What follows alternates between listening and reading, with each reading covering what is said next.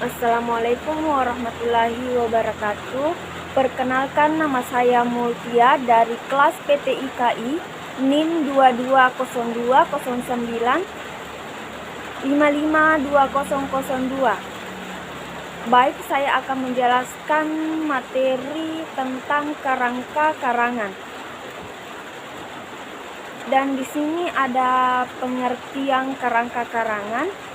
Jika kerangka karangan adalah konsep yang berisi tentang poin utama dari sebuah gagasan untuk dijadikan karya tulis yang disusun dengan runtuh, logis, spesifik, terukur, dan sistematis.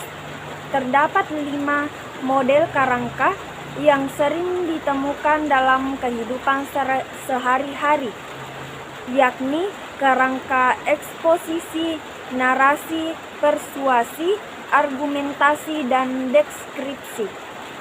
Selanjutnya ada manfaat dan fungsi kerangka karangan.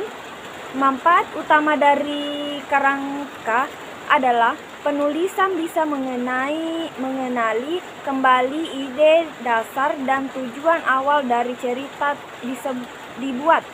Dengan mengenali ide dasar cerita, maka alur cerita akan bisa dipersolid dan bisa diperdalam dan diperluas, sehingga pembuatan konflik dan klimaks akan semakin keren dan berkembang. Selanjutnya ada juga fungsi kerangka karangan. 1. Bisa mempermudah sebuah karya tulis menjadi lebih runtuh dan sistematis. 2. Karya tulis kerangka memiliki fondasi yang kokoh dalam mengembangkan alur cerita. 3. Kerangka karangan bisa mencegah cerita keluar dari ide awal yang sudah ditentukan. 4. Kerangka bisa membantu penulis mengingat bahasa apa saja yang telah dituangkan. 5. Penulis bisa menemukan data dan fakta pendukung untuk mengembangkan cerita. 6. Kerangka bisa memanfaatkan untuk meningkatkan dan mengembangkan gagasan yang ada agar karya tulis kerangka bisa lebih keren. Dan selanjutnya ada cara membuat kerangka karangan. Bagi Anda yang ingin membuat kerangka karangan namun masih belum tahu langkah-langkah yang harus ditempuh, berikut poin dan penjelasannya. 1. Cari ide atau gagasan cerita dalam kerangka karangan. Dan ada juga penjelasan, gagasan atau ide merupakan buah pikiran dari penulis untuk disampaikan kepada pembaca. Gagasan dapat membentuk hal abstrak dan konkret, sebab gagasan adalah hal subjektif paling bebas dari pengalaman hidup pengarang. Ide bisa dibuat dan dicari dengan cara menenangkan diri atau memperbaiki mood di penulis. Bisa juga datang secara tidak sengaja dan tak diduga-duga. Untuk mengatasi hal tersebut, penulisan harus selalu telaten untuk mencatat setiap ide yang datang. Catatan tersebut bisa memanfaatkan untuk memilih tema yang akan diunsur atau untuk mengembangkan cerita yang nanti bisa dibuat dalam satu keseluruhan tema. Kedua, merumuskan tema dan menentukan judul suatu kerangka. Setelah ide atau gagasan sudah terkumpul, Anda bisa memutuskan tema yang akan diciptakan. Tema adalah isi dari seluruh kerangka yang akan diciptakan. Putuskanlah tema yang sesuai dengan minat Anda. Ini bisa sangat membantu ketika ingin meningkatkan kualitas kerangka.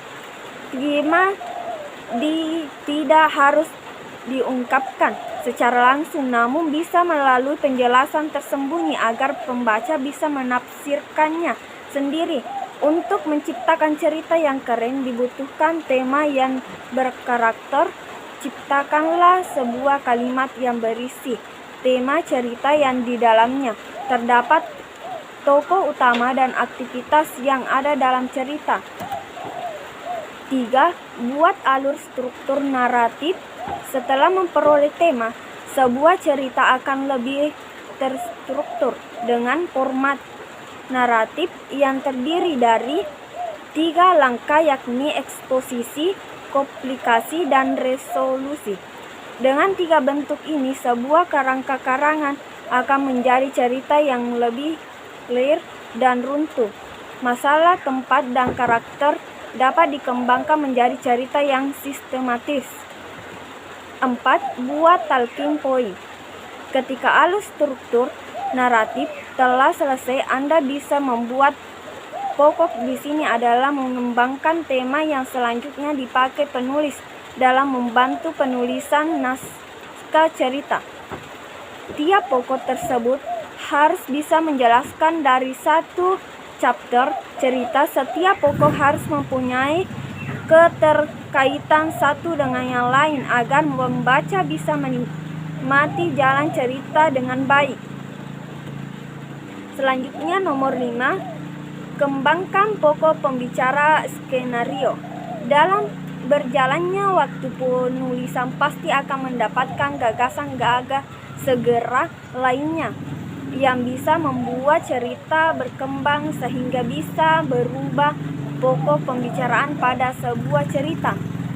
Dalam hal ini, tidak ada masalah yang penting bila pokok pembicaraan terdapat perubahan, namun yang paling esensial dalam alur cerita adalah setiap sekuensi cerita harus berada pada benang merah yang serupa. Selanjutnya nomor 6, buat judul. Dalam membuat judul, penulisan bisa memikirkannya di akhir, bahkan setelah cerita selesai, karena judul merupakan perwakilan dari seluruh cerita, maka perkailan kata-kata yang kering agar pembaca bisa tertarik. Seperti halnya contoh sebelumnya tentang Amelia ingin pergi ke angkasa, maka judul yang cocok untuk mewakili tema tersebut adalah Space Journey, yang memiliki arti perjalanan ruang angkasa. Sekian dan terima kasih. Itulah tadi penyampaian dari materi kerangka karangan. Wassalamualaikum warahmatullahi wabarakatuh.